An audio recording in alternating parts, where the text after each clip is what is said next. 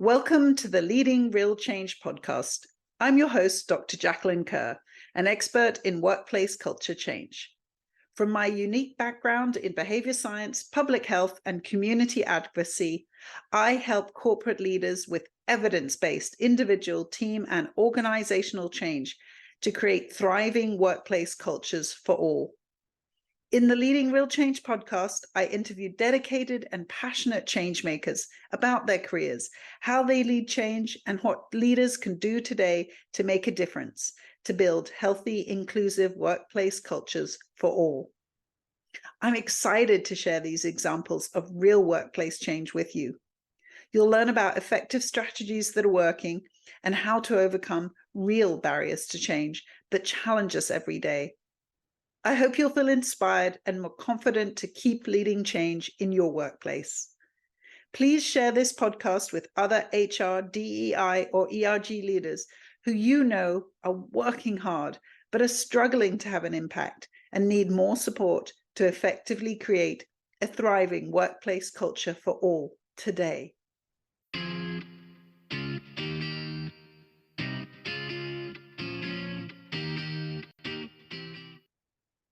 I'm Roza, and I'm CEO of HR Hints and Culture IV. These two organizations are based on helping funders and people in organizations to work better, to be more happy at organizations, and to work more effectively. HR Hints is typically a service company, so we are helping scale-ups, startups, also VC-backed, private-backed companies, as well as tech growing companies. We are doing on-board and on-demand, which are both subscription models. We believe in subscription model because of the fact that we believe that changing behaviors and helping people in organizations is not like one-time training, not one-time meeting, but it takes more time to help someone really to change the behavior, to change the pattern of organization. So we are working in a subscription basically, and we are doing both subscription, as I said. So on demand is small subscription, on board is big subscription. So it differs when it comes to the time we dedicate to the company.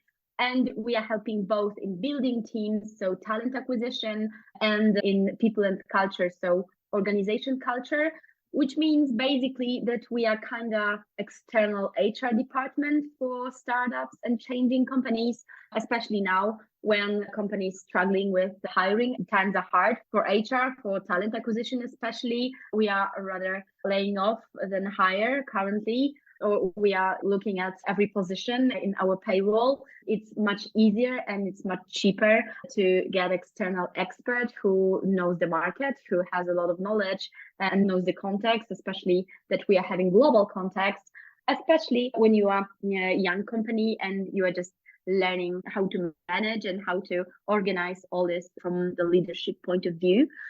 And my way, and especially when it comes to my decision why I want to start company like HR Hints, goes through burnout directly because of the fact that I started from talent role.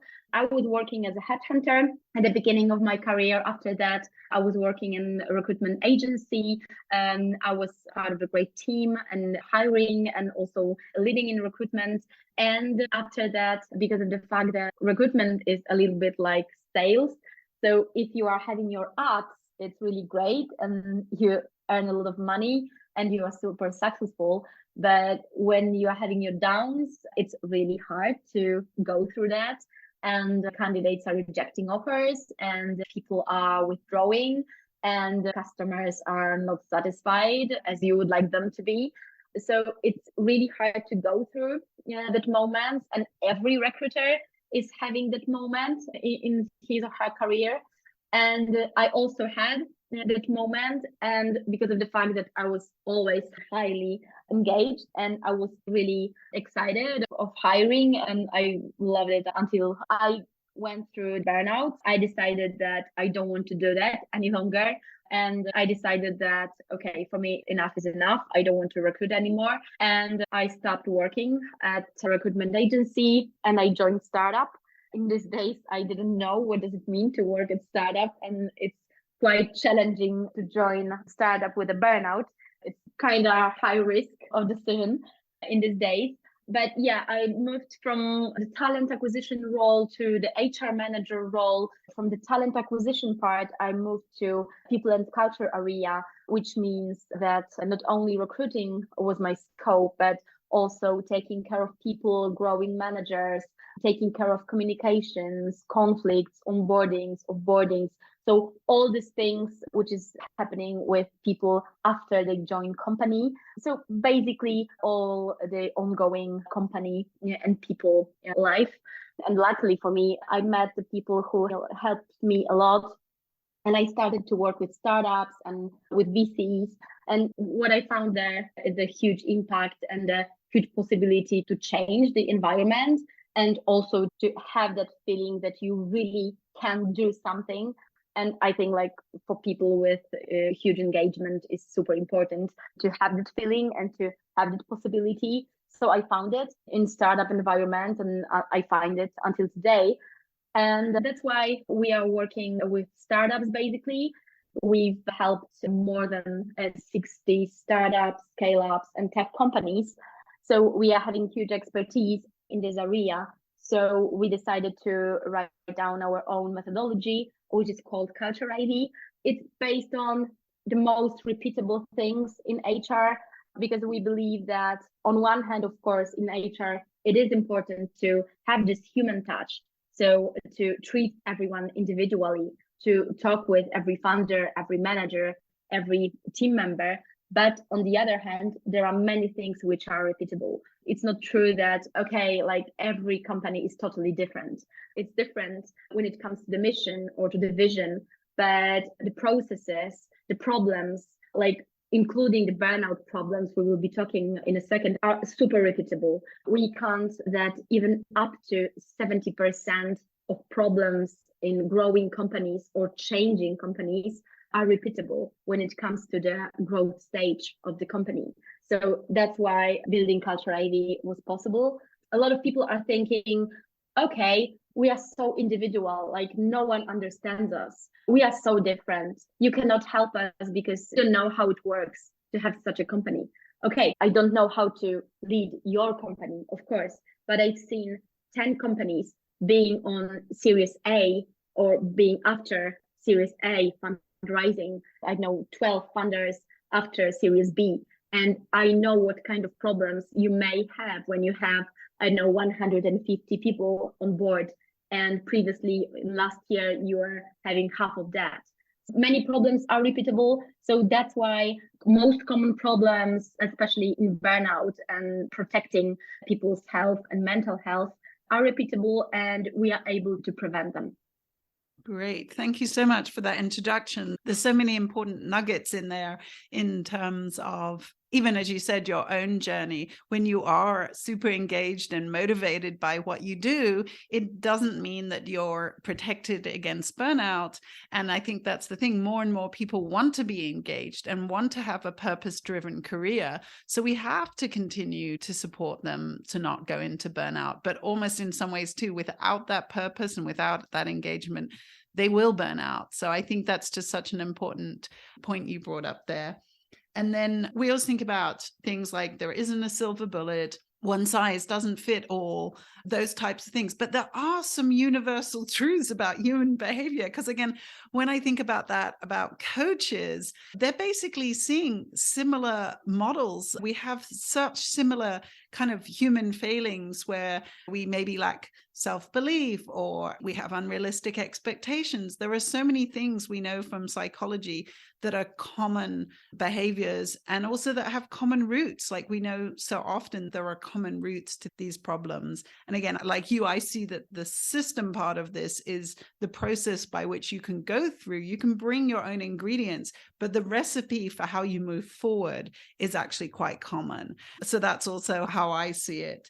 Just to summarize, so basically you're working in this area of startups who are scaling, who already maybe have this mentality of burn yourself out. That's the only way you can succeed as a startup. But then as they're scaling, burning people out, they're having this high turnover.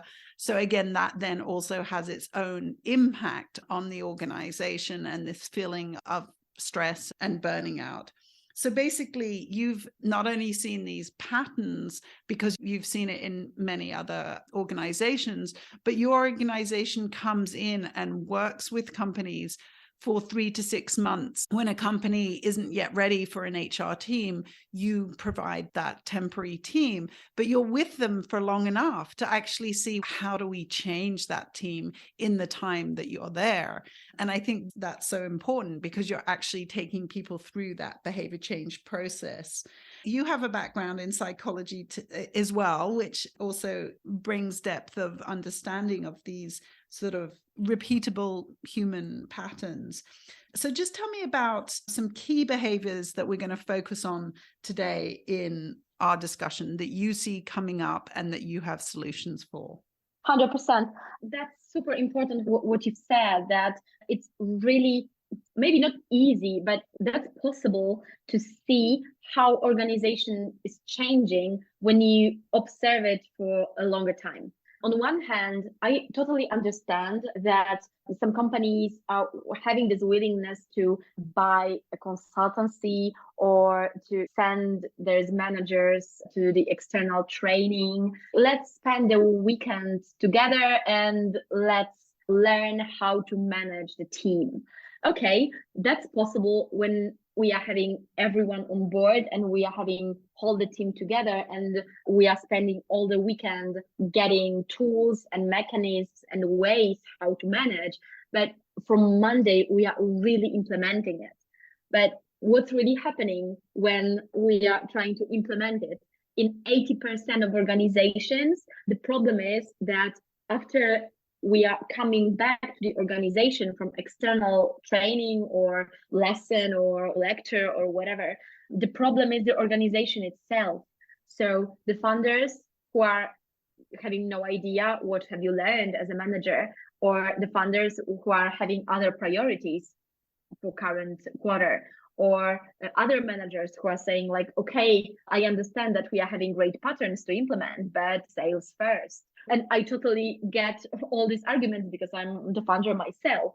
The real change is not able to be implemented when you are not really watching the whole runway. So it's really important that when you are, for example, working with a company, it's even better to work on milestones, right? You are starting to work with a company or you are helping someone with burnout or with other people issues in organization, and you are meeting someone once and after a month again and after next month again, and you are just observing progress, because such important changes people are going through, they are quite hard to be checked during one meeting because you need to base on declarations and people declare different things. And as you said, I spent 10 years on psychology, 5 on master's degree and 5 on PhD. And I think we both know very well that what people declare and what they really do and what they really think, there are like quite different things. And it's not because of the fact that they lie. They just think about themselves much better and they want to be taken much better than they are behaving in real life. That social desirability bias. But I also think it's because everybody's framework comes from this idea, it's just willpower that I need. We have such this individual understanding, or lack of understanding, to be honest, but this individual focus on I'm solely responsible for my own change, whereas actually change happens in context. Like you say, it happens over time in response to the context you're in. So you may have this great intention to do something in an organization, but like you say, if you haven't thought about what are the barriers, and if you haven't communicated how others are supposed to respond to that new way of behaving or how they interact with it, you as an individual can't really change things. You have to be aware of that, the context, the barriers, the different communication process that you need to go through. So we decided we'd talk today about lack of feedback, lack of goals, and lack of boundaries, that these were really key behaviors that keep coming up in these high stress, high turnover startups. So tell me a little bit about those and what you're doing to adjust those. Again, you have many other behaviors you work on, but let's take these three as examples: lack of feedback, lack of goals, and lack of boundaries. Sure. So like when it comes to the challenges, when we see the organization, especially growing organizations, as we work with VC-backed and private equity-backed organizations, so they are growing pretty fast or they are changing pretty fast because currently they are often optimizing, so they are laying off, they are cutting costs. So the type of organizations we are working with are super dynamic. The main problem, the first problem, let's start from that. The fact that leaders, people who are having their own teams in the companies, so they are responsible for people somehow, they are working pretty close to funders, which on one hand is super, super nice because they are able to act very fast and they are able to have that impact and they are able to decide, which is very nice for people who are highly engaged. But on the other side, it's super difficult because of the fact that funders very often are having this difficulty to understand the difference between themselves as funders and other people hired for organizations. The problem with the boundaries starts here.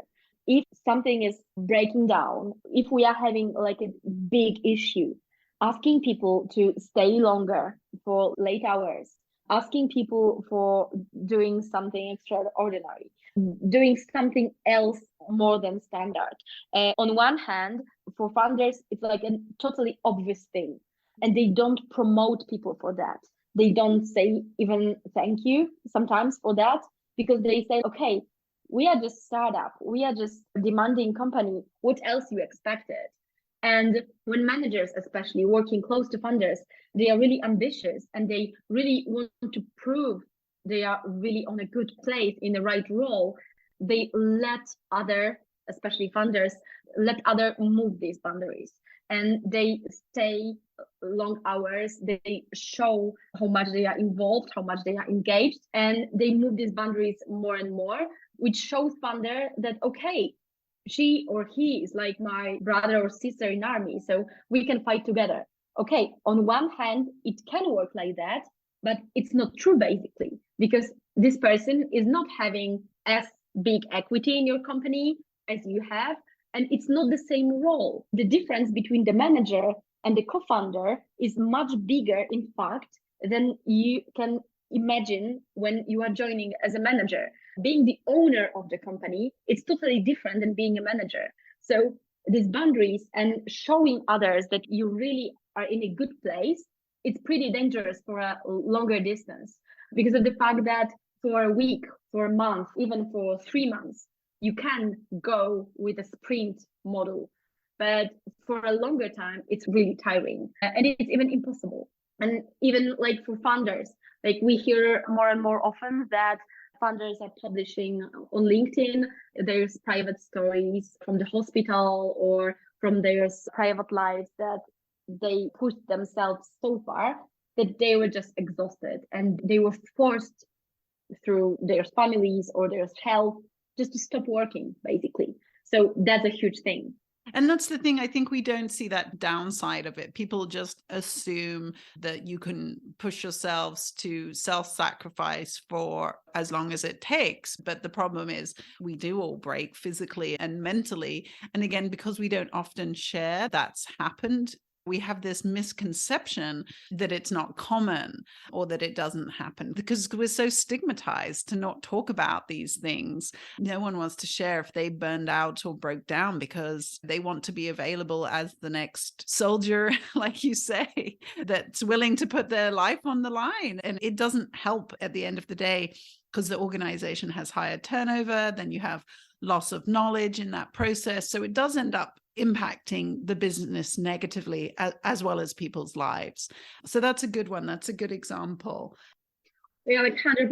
But look how often, when it comes to building the companies, we are using the military nomenclature. All this fighting for the customer, all this zero-sum game. Like someone needs to fail to let someone else win. So it's like totally about war and it's about fighting.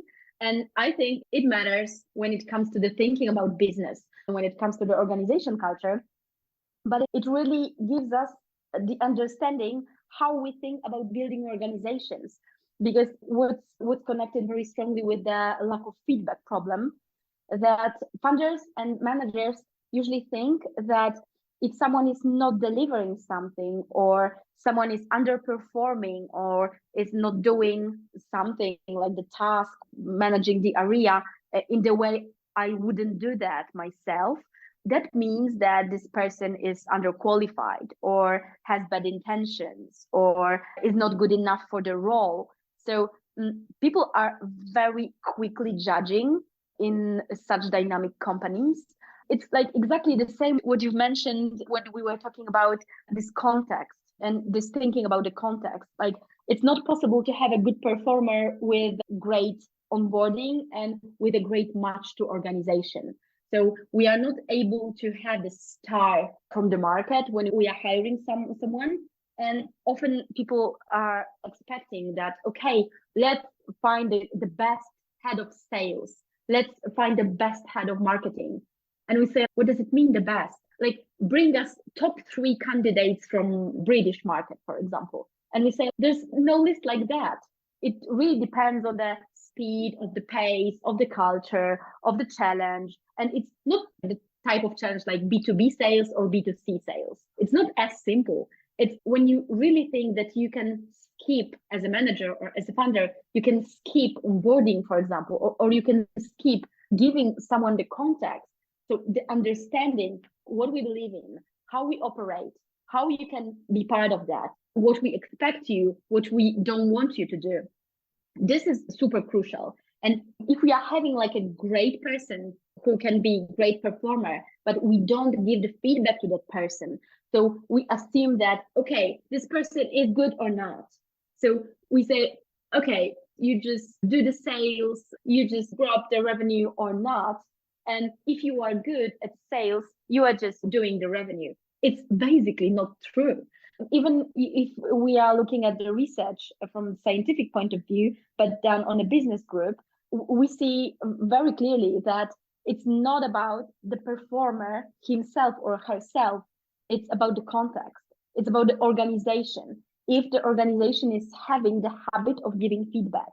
So if people are having regularly the feedback trainings, if they know how often they should give feedback, what are the techniques of giving feedback, or if they are not knowing techniques, if they know the basic thing which should be said just to give the feedback properly, or what should I expect from the feedback taker, this basic thing which is built on our thinking that it is worth to give feedback because we believe that the fact that someone is not acting as I'm expecting is not because of the fact that someone is having bad intentions or is missing skills or lacking knowledge or is not intelligent enough or whatever, but we just didn't understand each other. So maybe someone is having different patterns or different experiences or is coming from different organizations. There's no point to build all the rhythm, all the flow around the feedback and building all these habits in organization if the founders and managers, they don't believe in it. So they said, oh yeah, people are just hopeless. That's very rare. We don't usually work with companies like that. But sometimes when we are having like first discovery call, we hear that, oh, these people, oh, they are late, they don't want to work. I understand from my observations about the market that there are so many opportunities for employees right now that they really don't stay with a company they don't believe in, especially in tech environment, especially in startup environment. That's the type of market where people can be really picky. The situation currently is changing slightly, but still it's not very difficult to find something new. So if people are still with you as a company, that means that they believe in what you do and what the companies do. So just they need the same from you. as a funder, basically. It's so important to point out, because essentially what you're saying is an important part of leadership and managing people is to have clear goals and feedback to those goals. A clear part of behavior change is to have clear goals and feedback around those goals. So the two, in my mind, align so well. What we can learn from behavior change, you need to know what you're working towards, but you need to constantly be checking in about whether you're getting there in the right way, and are you going in the direction that was expected. And I think part of the problem is sometimes people are rushing so much in their organization to make some sort of progress forward, but they don't actually know where they're going. They haven't actually thought about, how do I work out whether we're getting there or not? And again, like you said, having this very fixed mindset about it's either success or failure, but actually that's so important for emotional intelligence, that we have that realization. In some situations, your skill isn't coming out in the right way, or in some situations our expectations weren't met. Here's the ones that you haven't met our expectations, but here's the ones where you have. And that's the same with any behavior change process. You're looking to see, okay, where are you making progress towards the goals, and then which strategies aren't working. And you want to know that sooner than later, because again, you want to be putting all your energy in the right direction. That's what leads to burnout, is when we're expending energy without progress.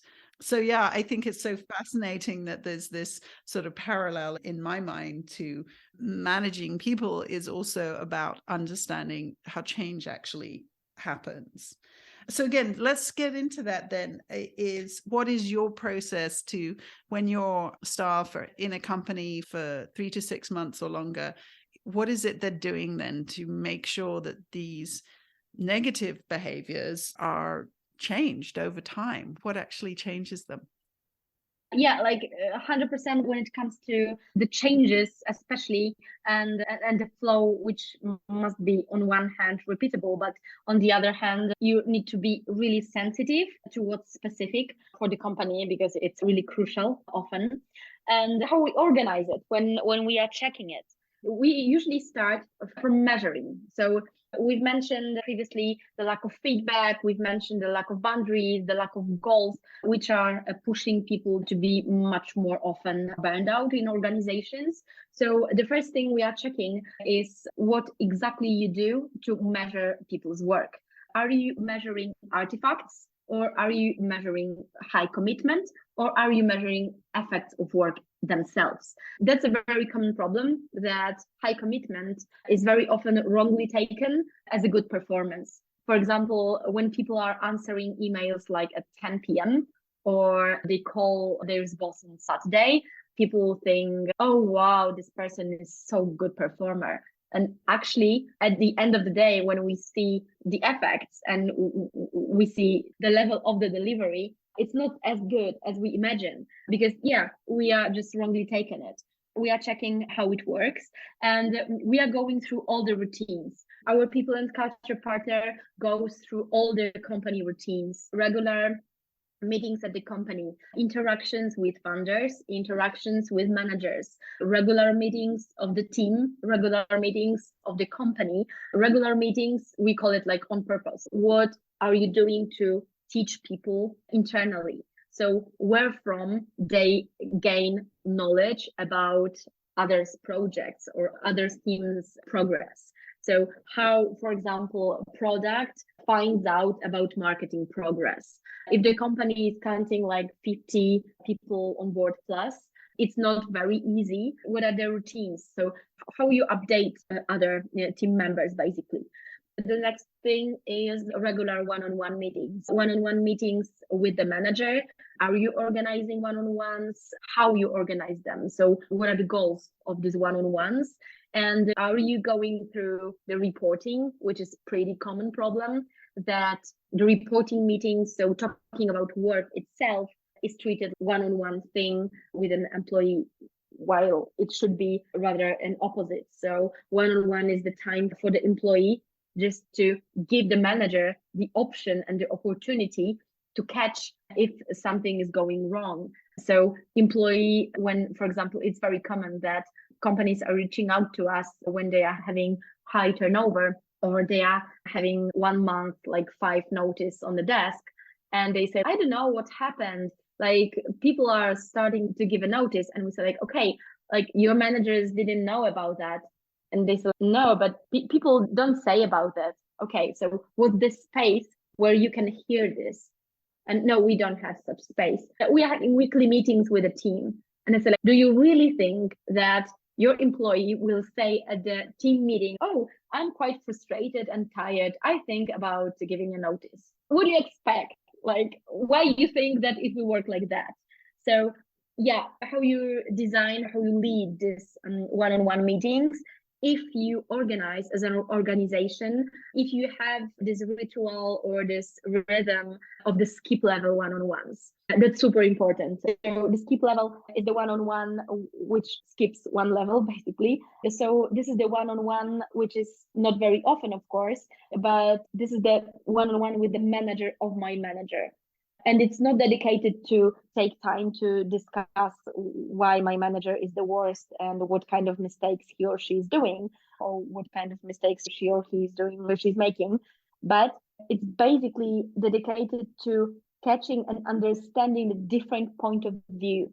So if I'm the CEO and I'm currently in HR, since I'm having 4 heads responsible for different areas, and so I'm having only 4 reportees in my organization, and all the team is reporting to one of these heads.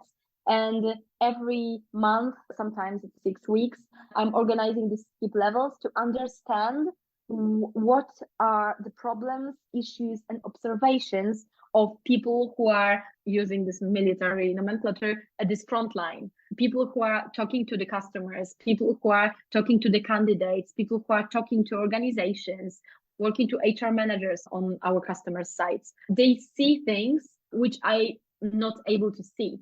And the way around, I have that understanding of the business they are not able to have because I'm still in touch with investors, with business angels, etc. So I'm giving an extra perspective to them and they give the extra perspective to me. The organization must have this circular option to exchange the knowledge. These are the rituals we are going through when we are checking the organization. And this is the basic part, the most important part. After that, the second step, we go through the 3 layers in organizations, which are always based on founders, the first one, the managers, the second one, and the employees, the third one, the issues, the problems. And we are just thinking with 5 to 10 people of these groups just to understand, to take their perspective and hear their feedback, because it's obvious that the funder's narration is not the only one. I know that as a funder myself, that of course I have one vision and I want my company to be this and this.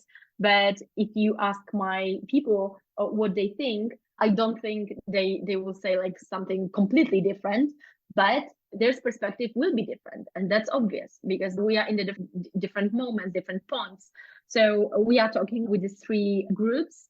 And this is the second step. The third step, we go through, we call it the values pyramid. And this pyramid is having 3 layers, again, 3 elements. And on the bottom, there are always values of the company. On top of the values, there are practices. On top of the practices, there are behaviors. On top of behaviors, there are interactions, which simply speaking means that if we have any values written down, if we know what we believe in, and how does it work in practice in our life? What does it mean that we write about ourselves that we are transparent, for example? What does it mean that we are nonviolent in communication? If we say, okay, we really appreciate the knowledge and the experience, does it mean that more experienced person can shout on less experienced person in a room or not? And we believe when it comes to the practices and behaviors, we believe that the worst accepted behavior in organizations gives the lowest boundary of the organization culture. So we described it basing on this pyramid, And we are able to describe the culture. On the one hand, of course, how it is written by organization itself, but on the other hand, of course, like from our observations and what we see. And that's the third step. And the fourth step, it's like just a formal thing. So what kind of contracts are written? Are there like contracts of employment, B2B contracts, other contracts, like all these formal aspects, what benefits people have. So basically, what's the employee value proposition? It's more for the talent acquisition part, what's so attractive for candidates in the company, because usually, and it's 75 up to 85% EVP. So the main attraction point for the companies is not about salary and the benefits. It's about something more, and we need to catch it in these steps 1 to 3. Because also when we know what's strong, what are the strong points of organization, we are able to say if this organization will be helping people keeping their mental health in a good condition or not. If this organization is toxic, or if we are having the challenge of just polishing some good practices, or our challenge to do is to rebuild the toxic organization. Because if we see, for example, that organization is having like average working time 1 year or half a year, and after 6 months, people are regularly leaving. So what's wrong? Or maybe it's not wrong for the founders. Maybe it's planned and it's okay for them. Just we need to understand that context, and these 4 steps are to understand it better. Great. Thank you for that. And I think that's so important for people to realize about that behavior change. You can have these values, but how do you then say that they are demonstrated in behaviors, and those behaviors become interactions? So I think it's really important when people say a lot of the times with diversity and equity inclusion initiatives, you've got to do your own work. And I agree, you have to develop skills to be able to decide, okay, what is my bias? How might I be bringing that into the room? But then you still then have to go through the process of actually practicing new skills and how they're received. Because again, that's where you need the feedback in terms of you're trying to communicate in a different way, or you're trying to interrupt bias, but you may not get it right first time, or the situation may evolve over time whereby what you're doing has to change. I think that's so important for people to realize, that always coming back to focus on yourself, individuals have to change. No, we have to change in a dynamic context that's changing, and with people around us who are also themselves constantly changing. So I think that's how organizational change happens, is when we go beyond the individual and start to say, okay, how together do we change as a organization, as teams, as developing that culture? So we have to have these times when we're doing it together, and we have to have these processes whereby there is goals and feedback, and like you say, times to get a different perspective, because we lose perspective so easily. And that's why we want diversity, because then we want to hear different perspectives. So one of the things we had talked about previously is that your own staff, when you worked in a startup environment yourself, it was stressful and you're at risk of burnout. So your managers are working in these toxic and stressful environments. So maybe you could just share a few things that your organization does to help those leaders de-stress. Oh, sure. Yeah, with pleasure, because as we are really positioned to risk, because we are working very closely to funders, and we are also acting as interims. So we are acting very often like as HR managers, being on behalf of the company, people working on site of the customers and being involved in HR hints, because what's super important, we are hiring only FTEs. So we don't have any consultants in HR. We don't take people on for projects or half time or 10 hours a week, because we are having projects, because it's super important for me to have everyone on the same page and being everyone involved in these rituals, because I think that there is a very high risk of disconnection. And as I hear about our competitors, from different countries that there's a big mess in their organization because they are working like as a group of consultants. So they are not synced well, and they are also having very high level of rotation. So that's the very common problem. So just to prevent it, we are having a lot of internal meetings. We are having all hands every week, and every head and me at the end of the meeting, we are reporting the progress. And what's super important for us, we are reporting both advantages and disadvantages from the last week. From my point of view, it's super important to be able to talk about disadvantages and the things which were not super successful. And maybe it's too hard to say like it's failure, but failure sounds really hard.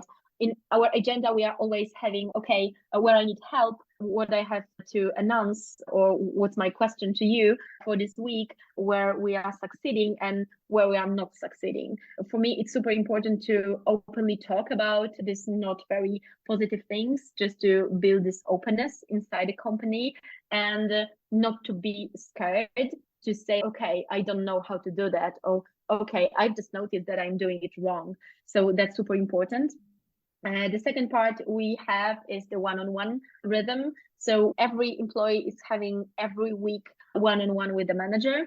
And so I'm having one-on-ones with my heads, and heads are having with their teams. And every month, or sometimes it's 6 weeks when I'm off for a longer time, we are having these skip levels I've mentioned previously. So this is the ritual we are keeping regularly. And what's also super important is the self-learning. We are having a lot of meetings dedicated to grow. So we are having 3 types of meetings. We are having tools and news, we are having case studies, and we are having knowledge meetings. And case studies is having place every Friday, so it's a weekly meeting. And case study is dedicated to difficult cases which are ahead of us or which we've just gone through, which were pretty challenging, somehow new. And we can take the lessons learned, or we can share with others to help them take these lessons learned. These are real cases from our work. And we are also having tools and news and knowledge meetings. And both of them are each 2 weeks. And they are like going in parallel. And the tools and news are dedicated to growing, but that type of growth which is focused on gaining new knowledge. Because of the fact that when you are working with customers, it's very easy to go with the customer and focus only on current things and not to look for the news about the startup environment, or not look for another tool so we can use for the talent acquisition, or another organization culture measurement tool, or anything which can help us measure people and culture and talent better, or anything which can be helpful when it comes to building the teams and growing the culture. So everyone is bringing the tool or the news and is obliged to tell the team more about it. And it's every 2 weeks. And in parallel, every 2 weeks, we are having knowledge meetings. And because of the fact that majority of our team are psychologists, but not only, we are also having philosophers, we are having lawyers, we're having economists. Yeah, like education background is pretty important for us, as I'm biased, as you may guess, in that area. When it comes to knowledge meetings, we are sharing the knowledge, which is not strictly the business knowledge, but can be helpful in understanding the business process better. Usually we are having, for example, like last 3 knowledge meetings were about neuroscience processes, being cognitive tired, being too much into biases when we make decisions about hiring. All this around psychology, around social sciences, knowledge, just to upgrade others' knowledge to help them understand the human nature better. So it's not like typically business knowledge, but just to help others understand the environment and the human being, if it's ever possible, just generally speaking. That's what we do to share the frustrations. And of course, in parallel, every team is having their own internal meetings. So people and culture partners are having twice a week a meeting, and one of them is reporting meeting. Like Friday is the reporting day for us. So every team is summing up the week and is saying, okay, what was cool, what wasn't. And one of the meeting is always during the week. Usually it's Tuesday or Wednesday for different teams. So there's a space to say, okay, I'm frustrated, it doesn't work. I tried so hard, but I failed. How can I see that problem in a different light? How can you help me? What do you think? So yeah, it's the sync with the team just to be on the same page and just talk through this frustration. So I think it's super helpful when it comes to the level of frustration that they have on a daily basis.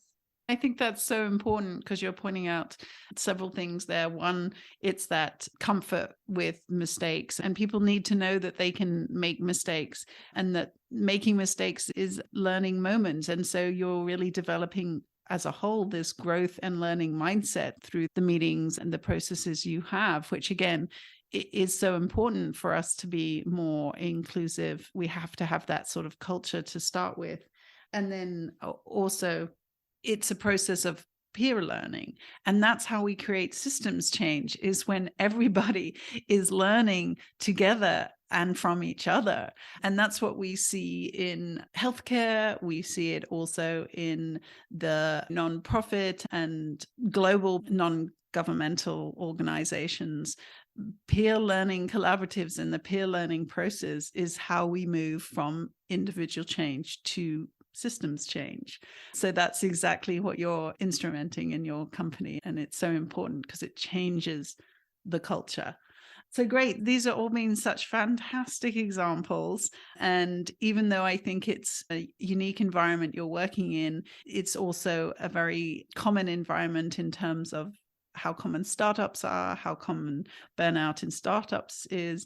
But I also think even within these small scale organizations that might be startups, one can take the same lessons as a manager and think about your unit as a small startup. And then you're basically using the same lessons at small scale, and then hopefully again, having some process to actually make those lessons adapted and translated across the organization. So thank you so much for your time today and for your wisdom, and really looking forward to keeping in touch and hearing about more successes in this way.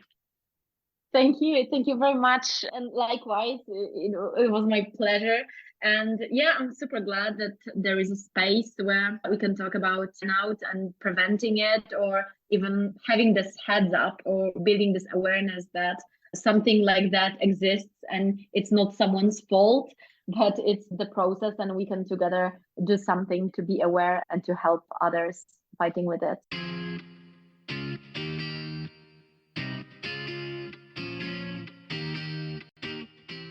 Thanks so much for listening today. I hope the podcast brings you fresh ideas, renewed confidence, and energy to keep leading change. If you need a partner in these efforts, I can help you effectively build a thriving workplace culture for all. I'll help you overcome the real barriers to change you face every day and help you lead real change with evidence-based solutions.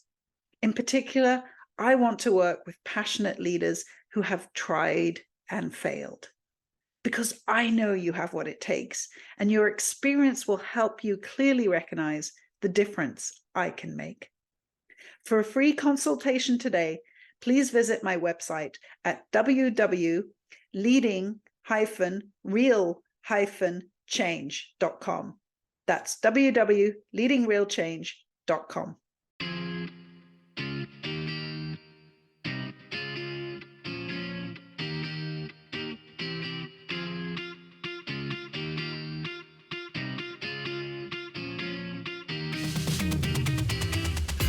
Control, you're a fighter.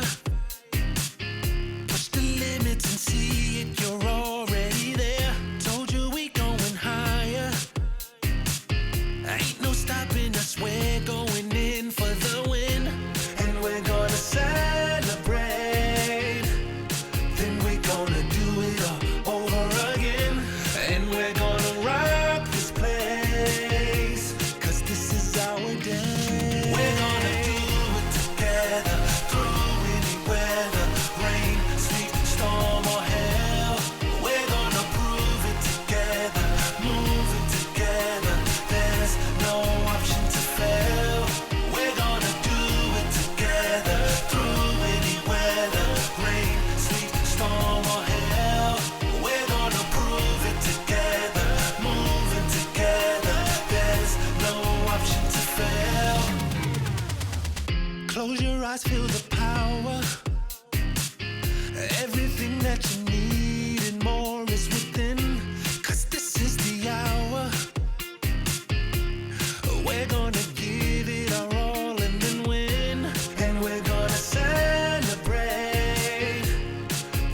gonna do